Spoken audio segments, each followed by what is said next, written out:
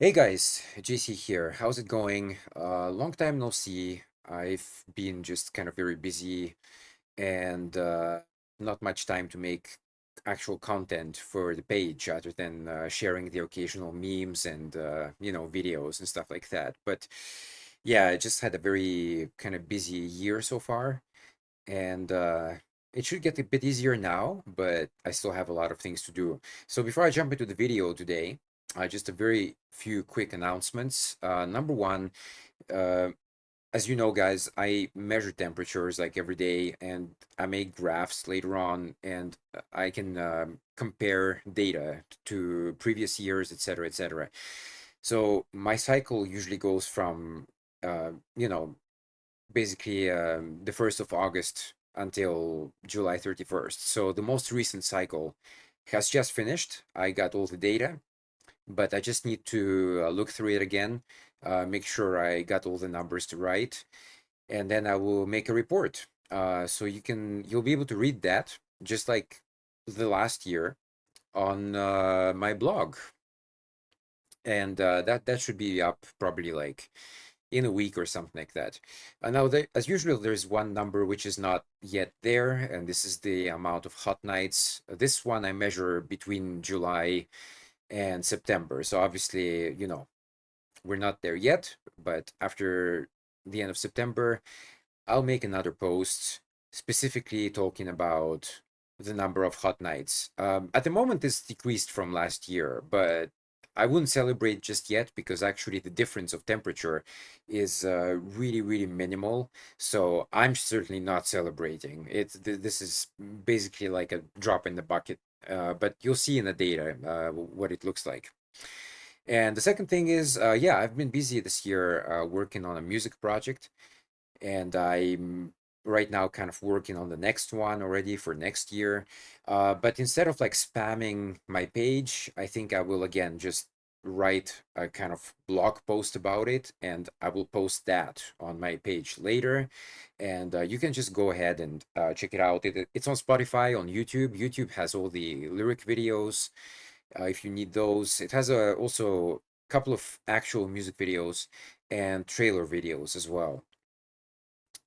So yeah, hopefully, that will be up sometime soon. I have a couple of other articles I'd like to work on as well. And yeah, I also would like to get back into gaming because actually this year I haven't had time to play any games compared to last year where I played so many. So yeah, I have to keep all my channels going, you see. So anyway, today I want to talk about this one guy who came to the page and got banned. But before we talk about him, I want to talk about someone else. This is another candidate for a potential ban. Goes by the name of Moon Taxi, and just ask like who made the universe. Uh, but I'm that's not. This question is okay, fine, whatever.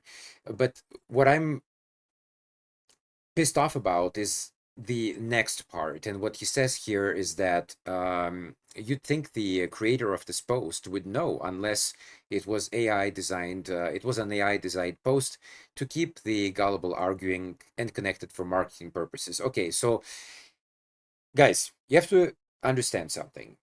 I've been very clear on that since day one of running this page. This page has been running for over a decade. Okay, so I would like to know that I know what I'm doing.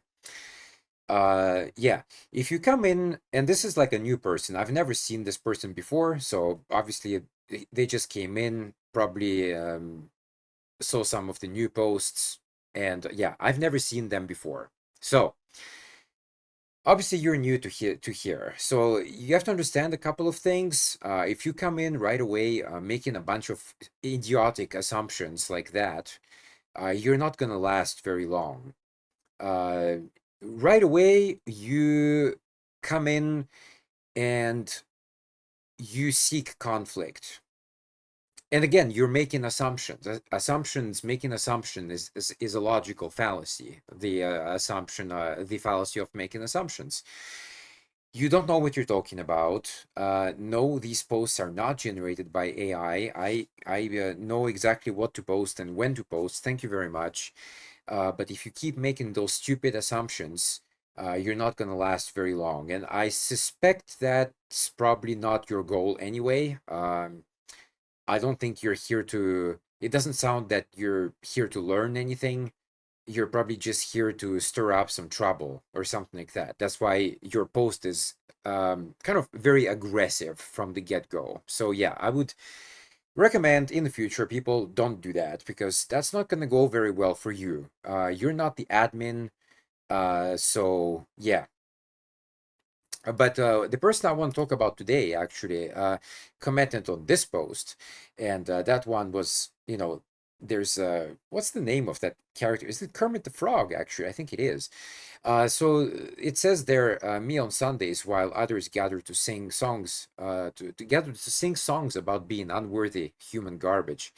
And that person, by the way, Moon Taxi, also commented on that thread, and he commented the same thing as the person I'm going to talk about right now. Okay, so it's kind of the same thing. That's why I want to kind of group them together. And yeah, this is who I'm going to talk about, the Andrew Alan Morton guy. And he says, can you give me an example? I know lots of hymns. Pretty much all of them say the diametric opposite, assuming by garbage you mean stuff that is just thrown away. And of course, some people already started to make fun of that comment. But to answer that, to answer his comment, I used a bit of what we call reverse psychology. So because most of the songs that you sing at church are about the glory of God and the glory of Jesus, and in the eyes of God, we humans are basically like unworthy, we're nobody, we're kind of trash. At any time, if God doesn't like somebody or something, he can just like pretty much eliminate that person on a whim, gone, boom, disappeared, gone forever. So yeah, we don't have any power to stop that. Um, it's kind of like in Final Fantasy, there is a spell I think called Doom or something, and the moment that it's cast on you, there's a timer that appears above your head, and when the timer hits zero, you automatically die. There's no like recovery from that, and that's pretty much what God does in the Bible a lot of the time. Can't escape it, can't avoid it, can't run away from it.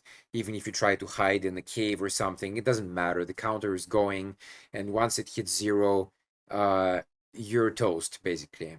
So, yeah, that's what I'm saying. Like, you can glorify God and glorify Jesus in the songs, but by doing that, you're basically glorifying a being who doesn't absolutely doesn't view us as equals, and yeah, can just eliminate us anytime, anywhere. Okay, as long as you break one of the rules, or um, sometimes it's even things that he just doesn't like.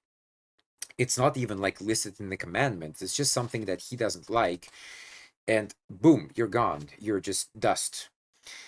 So yeah, and he replied to that. He said that is about a complete misunderstanding of Christianity as I can possibly imagine. In Christian belief, far from being unworthy piece of trash, every human being in God's eyes is worth coming into the world in Christ for. This is absolutely not true at all. Like I just explained, and I don't know where he's getting that from, but I do have a suspicion where he gets that from, and I'll get to that a little bit later. So do stick around. Next, so I replied, yeah, well, that's true. Only if you cherry pick verses that you like. It also says that we are all born sinners, which is very true. And he, oh, actually, there's another person that chimes in here, Jody Roberts, and it says here, I love you unconditionally, conditionally. Love me or you'll burn. Correct. That's absolutely right. Everything will be okay if you just believe, although to prove your faith, I won't show myself at all, not one little bit. John 3:16.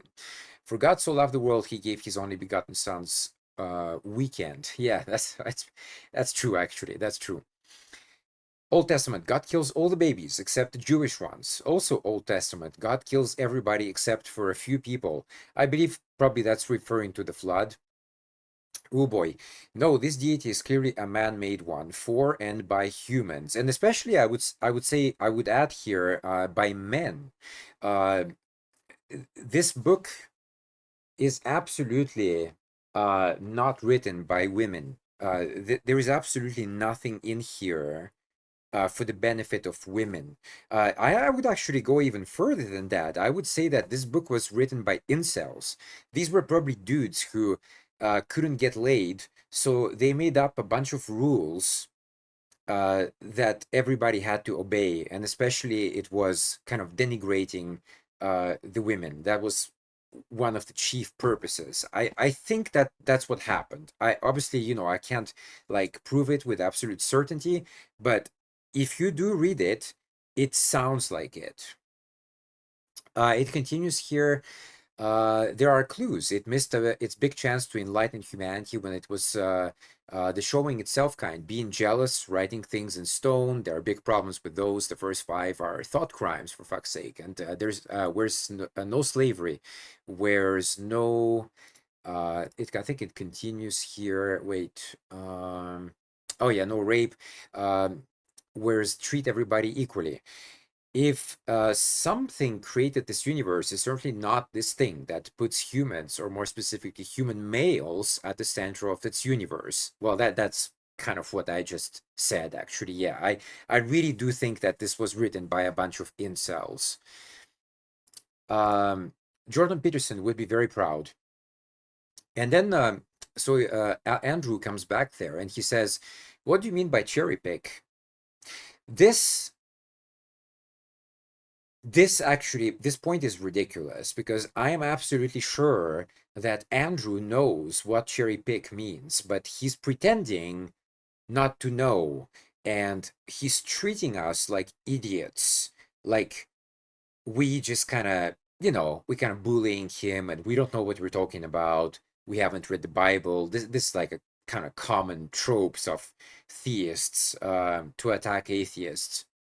No, we've been through that already. We've, I and aside from the Bible, okay, I've been in that circuit, let's say, for over a decade. I've watched call-in shows for at least 2 decades now. I've heard the arguments. I've heard the arguments being debunked.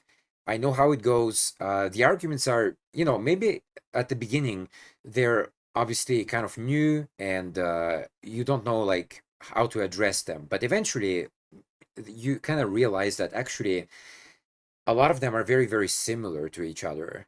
So, and eventually it just becomes like the same thing every week. It's just like every theist thinks that they're so original that they came up with something new, but actually the reality is not at all. You're just repeating something that somebody else already said before. It's just that you probably haven't seen that show before, so you think that you came up with a novel idea, but that is just absolutely a lie. That is absolutely not true at all. You just have to do a bit more research, that's all. He goes on, he says, and you say it says that. What says it and where? So again, this is just a continuation of what it said, what I said before.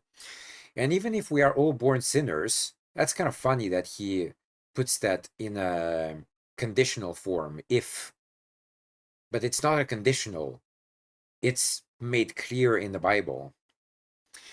That certainly doesn't equate us to us being, in your words, unworthy pieces of trash. Well, according to God, we are. That's the thing. That is simply a wholly unchristian idea. I repeat, standard Christian doctrine is that we are not worthless sinners. We are redeemed sinners. You really have to know nothing about Christianity not to understand that. That is absolutely not true. And I will explain just a little bit later where I think that comes from, that kind of thinking. But he's absolutely 100% wrong about that. And I replied, dodge, deflect. That's why your profile is full of Bible quotes, which it is, by the way. You can go and have a look for yourself if you don't trust me. Are you here to learn or preach, or then twist yourself into a pretzel trying to dodge the problems with the book that you claim to have read? So now you claim the Bible doesn't say we're all born sinners. Are you for real?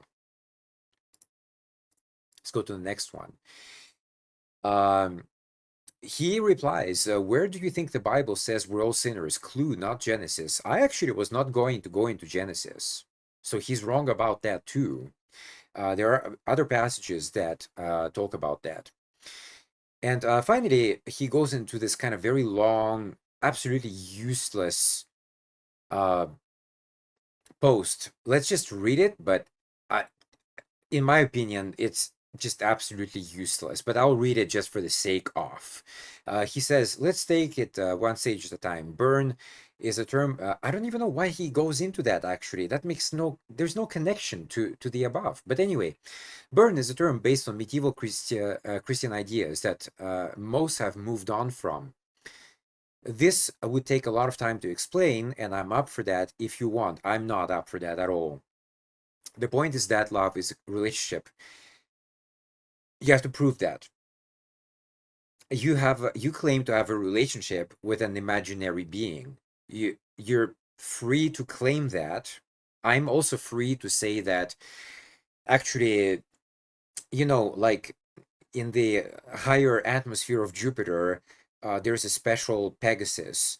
Uh, and it's like so special, it has magical properties, and I really believe it's there. I strongly believe it's there. It sometimes talks to me as well, and it tells me to do stuff.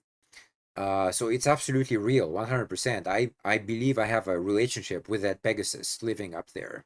Prove me wrong, but this is a ridiculous point. It's just a ridiculous point. You have a relationship with an imaginary being. From a Christian perspective, God loves each and every one of us and wants us to be with Him. This is not true. This is absolutely not true. If you're like an unbeliever, He absolutely does not love you. Trust me. If we do not choose that, then we choose mortality. This is not true either. We're all mortals. There's nobody who is immortal. Okay, so you're talking about heaven probably, that you're immortal in heaven. But again, you have to then demonstrate heaven is real, and etc., which again you have not done whatsoever. For the second part of the Old Testament, these are writings of an ancient people. Well, that's true, struggling to make sense of where they are, why things have happened to them, and how they came to be there. No, God did not write the Bible.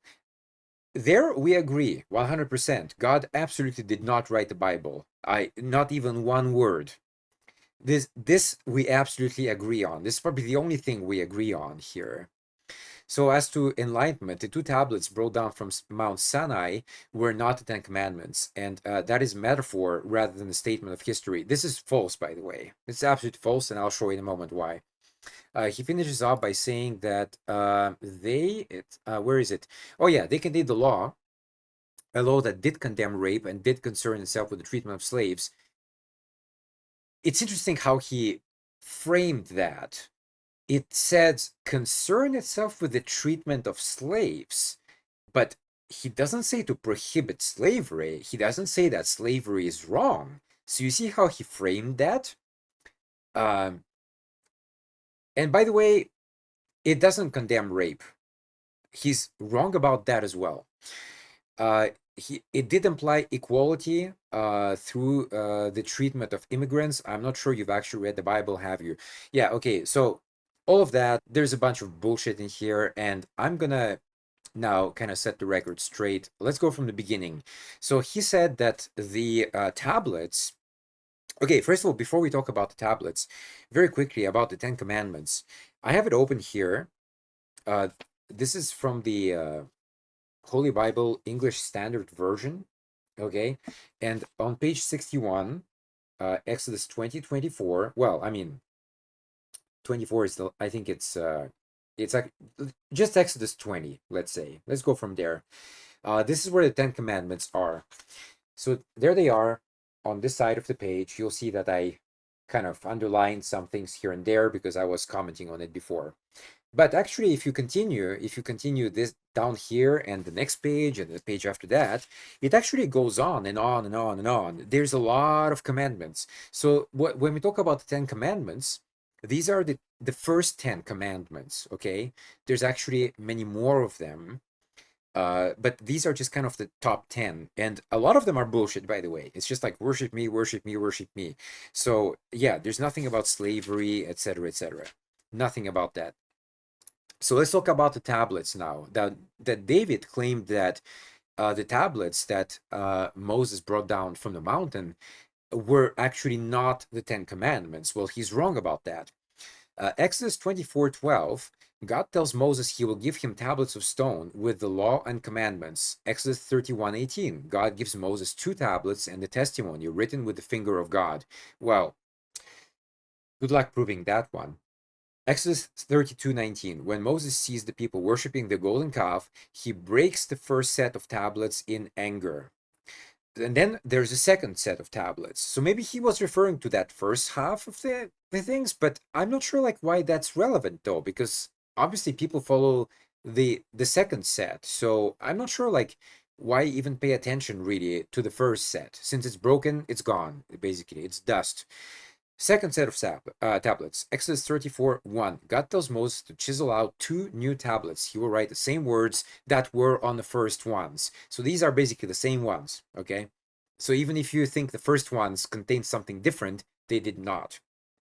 Exodus 34:28-29, Moses receives the new tablets, again containing the Ten Commandments, and brings them down the mountain. So yes, absolutely, what he brought down the mountain were the Ten Commandments. So David, I don't know where you're getting your information from, but you're absolutely 100% wrong. And I know actually probably why you reinterpreted everything, and I will talk about that a bit later. He mentions also like about slavery and violence and rape, right? Well, like I said already about slavery, he said that the Bible gives commands how to treat slaves, but he never said that slavery was bad. So I'm honestly wondering whether David or not thinks that slavery is a good thing or not. I suspect that he thinks it's probably a good thing, but I'm not going to make assumptions because again, assumption is a fallacy. But from what he wrote, it kind of sounds like it.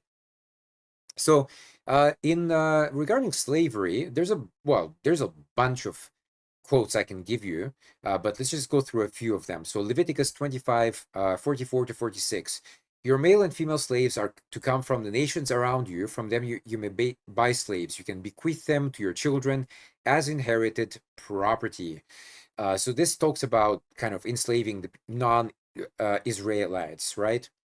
Exodus 21:2 to 6 describes how a Hebrew man can be sold as a slave for 6 years and go free in the seventh. But if he chooses to stay, especially if his master gave him a wife, he becomes a permanent slave. Exodus 21:7 to 11 details how a father may sell his daughter as a slave with certain protections if she's taken as a concubine or a wife. Deuteronomy 20:10 to 14, when Israel captures enemy cities, it allows taking women and children as plunder, which includes taking them as slaves. And that one, by the way, that last one, also goes into rape, because what do you think happens to those women who are captured as, spoils of war? Do you think they're just gonna like look at them, give them an education and try to integrate them into society? No, they're going to be sex slaves basically, and they're going to be forced to have sexual intercourse against their will, most likely. Regarding rape, so there are things that actually happen.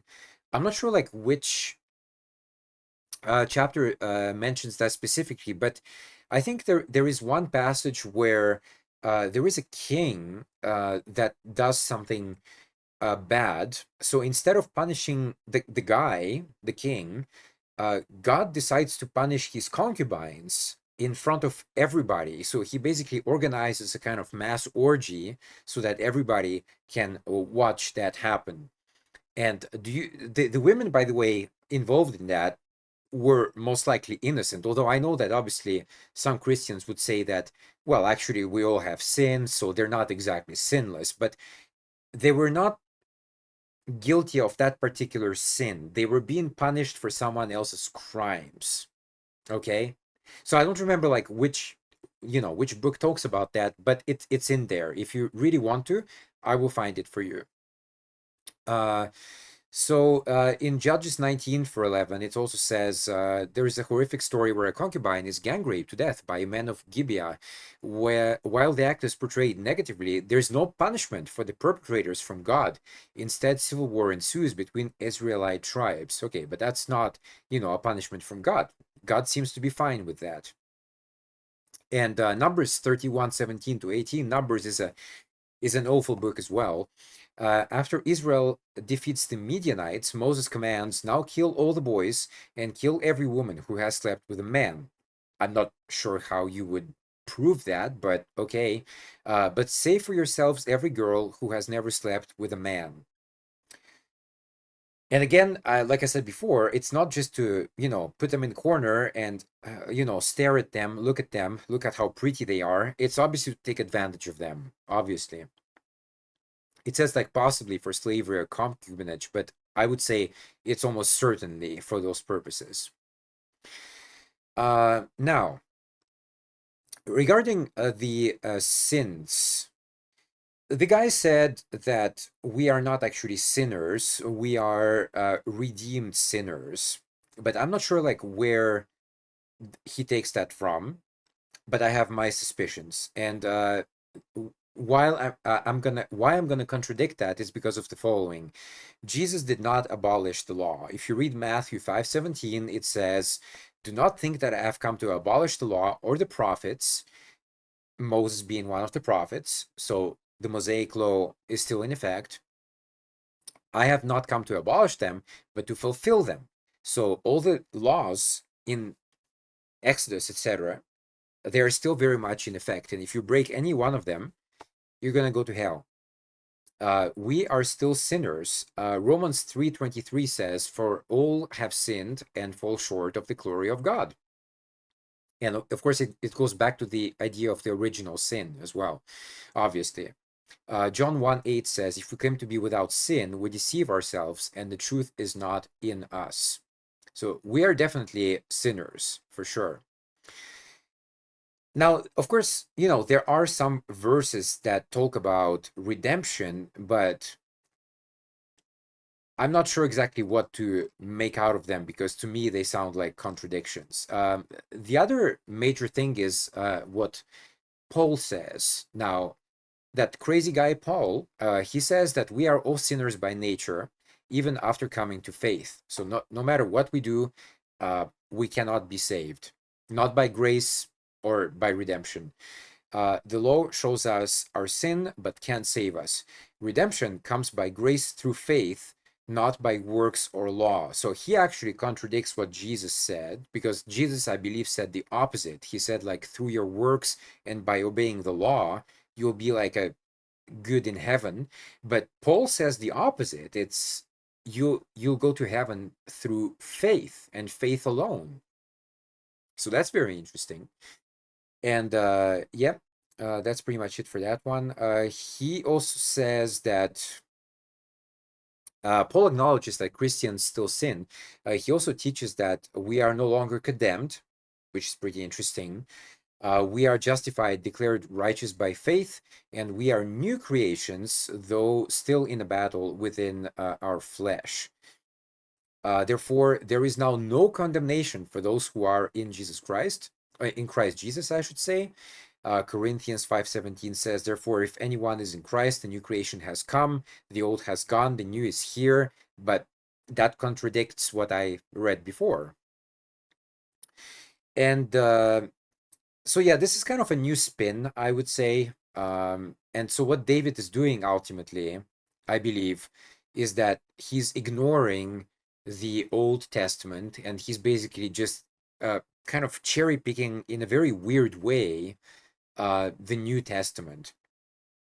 And this is a relatively new phenomenon. This is something that I would say probably starts with the evangelical movement in the US.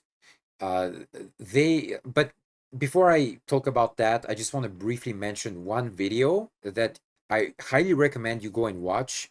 It's by Matt Dillahunty, and it talks about this issue of Old Testament versus New Testament, and it's specifically addressing the people who are ignoring the Old Testament completely and who just start with the New Testament. Well, turns out you can't do that because the Old Testament contains the original sin, which is kind of important, I think. If you don't have that, then Jesus died for nothing, etc., etc., etc. It has a bunch of problems that's associated with that. So I will post the link to that video. Go and have a look. But yeah, I think this kind of new interpretation comes from kind of a new breed of Christianity, which is like American Christianity. And I don't know, maybe this guy is a follower of the Trump Bible. I don't know what the Trump Bible has, but I wouldn't be surprised if it's completely reinterpreted once again. Uh, the modern view comes from several sources. There's one thing called, I'm not sure how to pronounce this one. Is it Marcionism, I guess? This is a second century heresy, which I highly doubt that David is familiar with, but it claims that the Old Testament God was evil and separate from the New Testament God of Jesus. But again, I don't think we're going as far as the second century here, so I don't think that's where it comes from. Liberal theology sees the Old Testament as outdated and morally obsolete, but again, I'm not sure exactly when that starts. But the next one, though, I think is very applicable to David here. Hypergrace evangelicalism focuses only on salvation through Jesus, avoids difficult Old Testament content like slavery, violence, law. I believe that David is in that category. I really do believe that. And finally, there's kind of a fourth element as well, which is cultural comfort. The Old Testament is full of harsh moral laws, divine wrath, and ancient customs that clash with modern Western ethics. And usually, like when you hear callers, when people call in into atheist shows, and when that particular point comes up, you can hear like a silence usually, and that silence is because their brain is in cognitive dissonance mode because yes, on one hand they know that it's horrific, but on the other hand they absolutely have to hold on to the belief. So their brain is kind of like it has a nuclear explosion and they don't know what to do. And so every time you hear that kind of awkward silence, that's what's going on in their head. So yeah, I think just to conclude here, uh, David is wrong on so many levels, and clearly he didn't come to the page to learn new things. He came here to preach, and to preach a very, very kind of bizarre and twisted version of interpretation of Christianity, which I've even very rarely heard of. This type of very particular interpretation that he has. So I'm not sure like which denomination he belongs to. But I know just like because I went through the evidence that he's just wrong. He doesn't know the book. He completely twists the facts. Um, he doesn't know the book. I'm sure he hasn't read it, or he read some kind of very bizarre version of it, or maybe he just went to ChatGPT and or he heard some verses on Sundays, which, as we all know, are very carefully pre-selected. They never talk about the problematic verses on Sundays, never, because they know that if they mention that, everybody's going to be like, what the fuck? So they avoid that altogether. And I think David is just completely confused, concussed. He doesn't know where he's at, and he's clearly not interested in learning anything. And I don't need to keep people like that on my page. We already kind of had this debate a couple of years ago. I already kind of presented my argument why I would ban certain people on my page, and the vast majority of people agreed with me that we don't need. Yeah, it's funny, and we can pile on these people, but at the end of the day, the point is not to keep this kind of trash on the page, because somebody's gonna, like somebody's gonna come in there and maybe read his post and think like, well, you know what? That's kind of legit actually. So I'm gonna believe that. And I don't want people to be like swayed by bullshit. I want people to be swayed by facts and evidence, and like actual evidence, something you can test, verify, logical, logic and reason, and things like that. And this is the reason why he's banned. And by the way, I just want to mention once again that I'm extremely, extremely lenient when it comes to bans. Uh, there are pages out there. I will probably mention one, like for example, the Atheist Republic. I'm sure they ban like hundreds of people every year, hundreds. But for me, it's pretty rare. I will give you every opportunity to present your case, but if all you're doing is preaching and you're not listening to what I'm saying or what the people on my page are telling you, if you're just not interested at all, then we're done. And that's pretty much it for my video today, guys. So again, thanks for watching. Sorry for not making enough videos recently. Once again, I've been just extremely busy, lots of stuff going on. Even like right now, actually, I'm kind of sick. I have probably like a stomach flu or something. It always hits me in July and August, like you kind of get sweaty and then there's like the freezing cold air conditioner, and that's never a good thing. But yeah, I'm still there. And no, the posts are not created by AI. I'm the one who posts, I'm the one who checks what goes on there and moderates the page. So yeah, please don't make stupid, idiotic assumptions again, especially like from the get-go. It's just bizarre. You come in, you're new to the page, and immediately like you have this kind of aggressive stance. It's not going to go down well. It's just not. So don't do that. All right, guys, thanks for watching, and I'll catch you on the next one. Peace.